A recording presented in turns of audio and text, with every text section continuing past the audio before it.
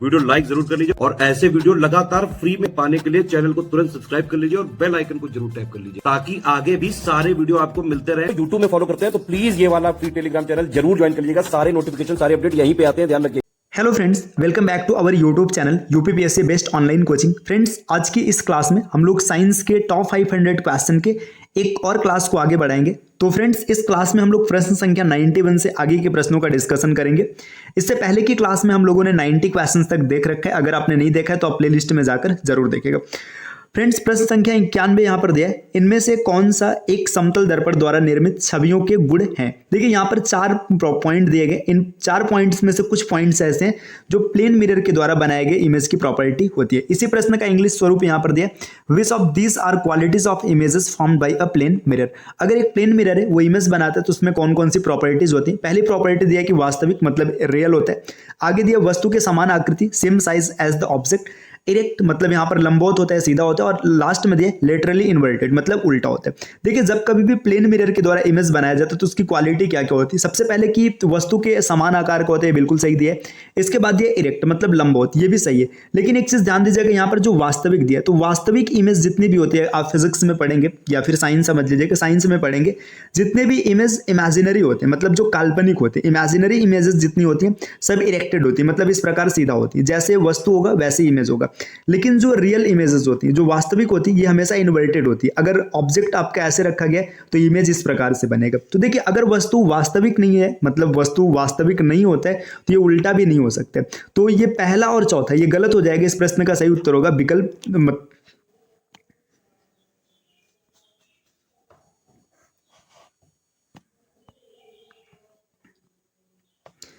Hello दोस्तों, welcome back to our YouTube channel UPPSC best online coaching. Friends, आज की इस क्लास में हम लोग साइंस के टॉप 500 क्वेश्चंस के सीरीज को और आगे बढ़ाएंगे। इसमें प्रश्न संख्या 91 से आगे बढ़ेंगे।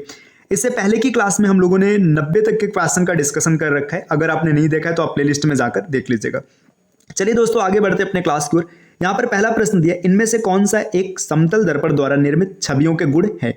यहाँ पर इसका इंग्लिश वर्जन है, which of these are qualities of images formed by a plane mirror. एक प्लेन मिरर के द्वारा इमेज बनाया जाता है, कौन कौन सी प्रॉपर्टीज वहां पर देखने के लिए मिलेगी। पहली प्रॉपर्टी है वास्तविक, दूसरा है वस्तु के समान आकार की, तीसरा है इरेक्ट और चौथा है उल्टा। देखिए, जब कभी भी एक प्लेन मिरर से कोई इमेज बनाया जाता है तो उसमें क्या होता है कि सबसे पहले वो वस्तु के आकार को होता है, same size as the object, ये बिल्कुल सही होगा। इरेक्ट मतलब लंबवत, सीधा होता है, ये भी बिल्कुल सही है। देखिए, अगर कभी भी प्लेन मिरर से इमेज बनाएंगे तो वो न तो वास्तविक होता है और न ही उल्टा होता है। तो इसमें ये 2 विकल्प नहीं होंगे, 1 और 4 नहीं होगा, 2 और 3 इसका सही उत्तर बनेगा। यहाँ पर नहीं दिया, ये मिस्टेक है थोड़ा सा। तो इसका सही उत्तर विकल्प सी आप मान लीजिएगा, दूसरा और तीसरा। यहाँ पर इमेज की बात करें तो आपने साइंस में पढ़ा होगा कि इमेज 2 प्रकार के होते हैं, एक होता है रियल इमेज और एक होता है इमेजिनरी इमेज। जो इमेजिनरी इमेज होता है ये हमेशा सीधा होता है। सीधा कहने का मतलब अगर वस्तु इस प्रकार से रखा गया, ये ऑब्जेक्ट है, तो इमेज भी ऐसा ही बनेगा। लेकिन जितने रियल इमेजेस होते हैं, रियल का मतलब वास्तविक, अगर वस्तु को इस प्रकार रखा गया तो इसका इमेज हमेशा इन्वर्टेड मतलब इस प्रकार बनेगा। तो दोस्तों, अगर कभी भी प्लेन मिरर की बात करेंगे तो वस्तु के समान आकार का प्रतिबिंब बनता है, ये बिल्कुल सही है। और साथ ही साथ वह इरेक्ट मतलब लंबवत या फिर सीधा होता है, ये भी सही है। तो इसमें से गलत कौन सा हो जाएगा, तो गलत हो जाएगा पहला और चौथा। तो इसका सही उत्तर, इसमें विकल्प में टाइपिंग में त्रुटि है, इसका 1 और 3 सही, सॉरी 2 और 3 इसका सही उत्तर बनेगा। नेक्स्ट आते हैं अगले स्लाइड पर, अगले प्रश्न पर। अगला प्रश्न दिए, इनमें से कौन स्पष्ट रूप से उत्तल दर्पण और उत्तल लेंस के बीच अंतर करता है। यहां पर इंग्लिश दिया है, which of these clearly differentiated between convex mirrors and convex lenses. देखिए, आपको मिरर एंड लेंस, एक कॉन्वेक्स मिरर है और दूसरा कॉन्वेक्स लेंस है, इसके बीच में क्या अंतर है ये बताना है। उत्तल दर्पण द्वारा बनाई गई छवि लंबवत होती है, लेकिन उत्तल लेंस द्वारा लंबवत और उल्टा दोनों प्रकार का हो सकता है। देखिए, कहने का मतलब है कि जब कभी भी उत्तल दर्पण के द्वारा आप इमेज बनाएंगे तो वो इमेज हमेशा सीधा होगा। लंबवत का मतलब इरेक्ट होगा, सीधा होगा। लेकिन उत्तल लेंस के द्वारा जो इमेज बनेगा वो सीधा भी हो सकता है, उल्टा भी हो सकता है, बिल्कुल सही है। दूसरा इसमें दिया, उत्तल दर्पण द्वारा निर्मित छवि आभासी है, लेकिन उत्तल लेंस द्वारा वास्तविक और आभासी दोनों प्रकार का हो सकता है। देखिए, अभी आपने पिछले वाले क्वेश्चन में डिस्कस किया है कि जब कभी भी इमेज आपका रियल होगा तो रियल होने पर ये हमेशा उल्टा होगा, और अगर इमेजिनरी होगा तो इमेजिनरी होने पर सीधा होगा। इसी पॉइंट को देखिए, पहले पॉइंट में क्या दिया है कि लंबवत होता है, लंबवत का मतलब सीधा होता है, मतलब ये क्या होगा, आभासी होगा। देखिए, यही चीज यहाँ पर लिखा है। आगे दिया है कि लंबवत भी हो सकता है और उल्टा भी हो सकता है, मतलब वास्तविक भी हो सकता है और आभासी भी हो सकता है। तो देखिए, यहाँ पर वास्तविक और आभासी दोनों लिखा हुआ है, तो इसमें दोनों पॉइंट सही है। तो तो इसका सही उत्तर बनेगा विकल्प सी। यहाँ पर इसका इंग्लिश वर्जन है, आप देख सकते हैं इसको। नेक्स्ट अगले प्रश्न पर आते हैं, प्रश्न संख्या 93 में क्या दिया, वायरस या विषाणु के बारे में सही कथन चुने। Choose the correct statement about virus. Virus के बारे में सही कथन क्या है, वे केवल होस्ट जीव के अंदर प्रजनन करते हैं, वे सूक्ष्म होते हैं, वे पौधे और जानवरों के अंदर रह सकते हैं, वे एक जीवाणु के अंदर रह सकते हैं। यही इंग्लिश में यहाँ पर दिया है, they reproduce only inside the host organism, मतलब सिर्फ होस्ट के अंदर। होस्ट का मतलब जिनके ऊपर वो अटैक करते हैं, सिर्फ उन्हीं में रिप्रोडक्शन करते हैं, बिल्कुल सही है। दे आर माइक्रोस्कोपिक, तो आपने देख रखा है कि ये माइक्रोस्कोपिक होते हैं, यूनिवर्सल होते हैं, ये भी सही है। इसके बाद देखिए, they can live inside plant and animals, ये प्लांट के अंदर भी रह सकते हैं, एनिमल के अंदर भी रह सकते हैं, ये भी बिल्कुल सही है। They can live inside a bacterium, bacterium के अंदर भी रह सकते हैं, आपने बैक्टीरियोफेज का नाम सुना होगा, है ना, तो बैक्टीरियोफेज बैक्टीरियम में रहते ही सही होगा। तो इसमें यहाँ पर देखिए सभी सही हो जाएगा, तो इसका सही उत्तर हो जाएगा विकल्प सी। नेक्स्ट अगले प्रश्न पर आते हैं, प्रश्न संख्या 94। यहां पर क्या दिया, सही जोड़े का चयन करें। देखिए, सेलेक्ट द करेक्ट पेयर्स, आपको बताना है कि इसमें से कौन सा पेयर सही होगा। इसको थोड़ा सा और ऊपर करते हैं ताकि हर क्वेश्चन दिखता रहे। चलिए, यहां पर दिया है डिजीजेस, मतलब रोग का नाम दिया, और यहां पर दिया कारक या सूक्ष्मजीव, मतलब इसमें कौन सा फैक्टर इसके लिए कारण बनेगा। देखिए, फ्लू की बात करेंगे तो फ्लू वायरस से होता है, ये बिल्कुल सही है, फ्लू वायरस से होता है, तो पहला ये सही हो जाएगा। टीबी बैक्टीरिया से होता है, टीबी बैक्टीरिया से, ये भी बिल्कुल सही है। टीबी किस बैक्टीरिया से होता है आपको पता होगा, माइकोबैक्टीरियम ट्यूबरकुलोसिस, आपने नाम सुना होगा, है ना, माइकोबैक्टीरियम ट्यूबरकुलोसिस, है ना, इसको क्षय रोग भी कहते हैं।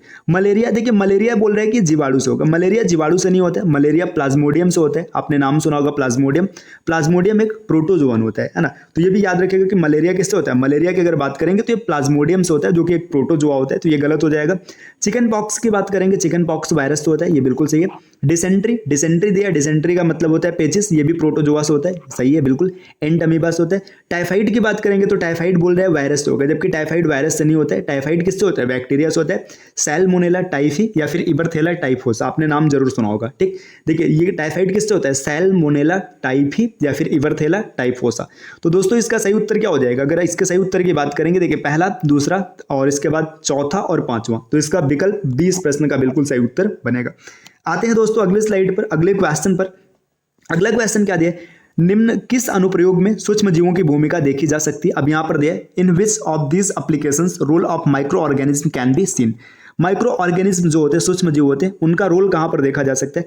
दही का बनना, है ना, या फिर दही का बनाना बोले, मेकिंग ऑफ कर्ड। आगे है शराब का उत्पादन, production of alcohol. Next nitrogen का यौगिकीकरण या फिक्सेशन ऑफ नाइट्रोजन, और लास्ट में दवाइयां बनाना, मेकिंग मेडिसिन। तो यहाँ पे जो प्रोसेसेस है, सब में आपको बैक्टीरिया या फिर किसी भी सूक्ष्म जीव का उपयोग देखने के लिए मिलेगा। दूध से दही बनना, आपने लैक्टोबैसिलस का नाम सुना होगा। शराब का उत्पादन, जो किण्वन मतलब जो फ्रेगमेंटेशन होता है, इसमें आप देख सकते हैं। नाइट्रोजन का स्त्रीकरण, आपने नाइट्रोकोकस, नाइट्रोबैक्टर, इन सब का नाम सुना होगा। और दवाइयां बनाने में, सभी दवाइयां बनाने में नहीं, लेकिन कुछ दवाइयां बनाने में बैक्टीरिया का इस्तेमाल किया जाता है या फिर सूक्ष्म जीवों का इस्तेमाल किया जाता है। तो यहाँ पर चारों फैक्टर सही है, विकल्प ए इस प्रश्न का सही उत्तर बनेगा। दोस्तों आते हैं नेक्स्ट अगले क्वेश्चन पर। अगला क्वेश्चन क्या दिया गया, प्रश्न संख्या 96 में यहाँ पर डिस्कस किया जा रहा है, महत्वपूर्ण खोजों के बारे में सही कथन ज्ञात कीजिए। Find the correct statement about the important discoveries. अब यहाँ पर जितने फैक्ट्स थे आपको बताना है कि डिस्कवरीज के बारे में कौन कौन से फैक्ट सही है। लुई पास्चर ने किण्वन की खोज की। लुई पास्चर डिस्कवर्ड फर्मेंटेशंस, तो जो फर्मेंटेशंस है, फर्मेंटेशंस की खोज किसने किया, लुई पास्चर ने किया, बिल्कुल सही है ना। किण्वन क्या होता है कि जो कार्बोहाइड्रेट होता है या फिर ऐसे समझिएगा ग्लूकोज होता है, जब ग्लूकोज का अनॉक्सी शोषण कराया जाता है तो उसे किण्वन कहते हैं। अलेक्जेंडर फ्लेमिंग ने पेनिसिलिन की खोज की, बिल्कुल सही है। अलेक्जेंडर फ्लेमिंग डिस्कवर्ड पेनिसिलिन, है ना।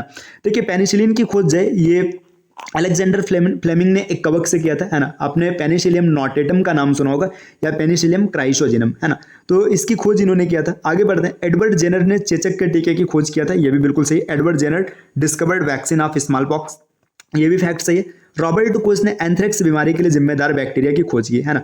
बैसिलस एंथ्रेसिस की खोज रॉबर्ट कोच ने किया था, ये भी बिल्कुल फैक्ट सही है ना। तो यहाँ पर इसमें सब के सब फैक्ट सही है, तो विकल्प सी इस प्रश्न का सही उत्तर बनेगा। दोस्तों बढ़ते हैं अगले प्रश्न की ओर। अगला प्रश्न यहाँ पर क्या दिया, इनमें से कौन सा टीकाकरण के बारे में गलत है। आपको बताना है विच ऑफ दीज आर या फिर is incorrect about vaccination.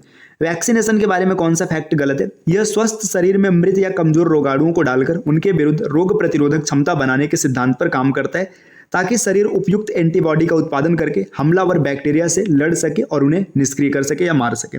English में यही दिया है, it works on the principle of introducing dead or weakened microbes into the healthy body so that the body fights and kills the invading bacterias by reproducing suitable antibodies. तो देखिए ये बिल्कुल सही है। जो वैक्सीनेशन होता है, वैक्सीन लगाया जाता है, वैक्सीन किस लिए लगाया जाता है? जो रोग के कारक होते हैं उनको क्या किया जाता है, उनका कमजोर स्वरूप या उनका मृत स्वरूप वैक्सीन के फॉर्मेट में हमारे शरीर में इंसर्ट कर दिया जाता है, जिससे हमारे शरीर की जो इम्यूनिटी होती है उन्हें पहचान लेती है, उनसे लड़ती है और आगे के लिए शरीर को सतर्क कर देती है। अगर कभी सच में वायरस है या फिर वो जो रोगजनक होगा अटैक करेगा तो हमारा शरीर उससे लड़ लेगा। ये बिल्कुल सही है ना। यहाँ पर गलत पूछा जा रहा है, आगे देखिएगा।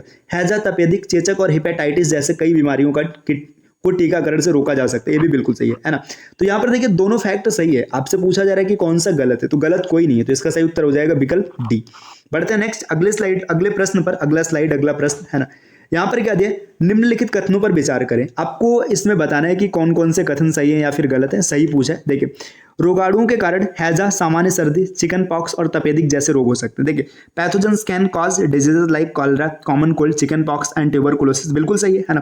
पैथोजन मतलब जो रोगाणु होते हैं। मादा एनाफिलीज मच्छर मलेरिया के परजीवी का वहन करती है। देखिए जो एनाफिलीज है ये मलेरिया के परजीवी का वहन करती है, बिल्कुल सही है, ठीक, ये भी सही हो जाएगा। नेक्स्ट दिया है मादा एडिस, एडिस डेंगू के वायरस के वाहक का कार्य करती है। तो जो यहाँ पे इसका इंग्लिश वर्जन दिया है, female Aedes mosquito acts as carrier of dengue virus.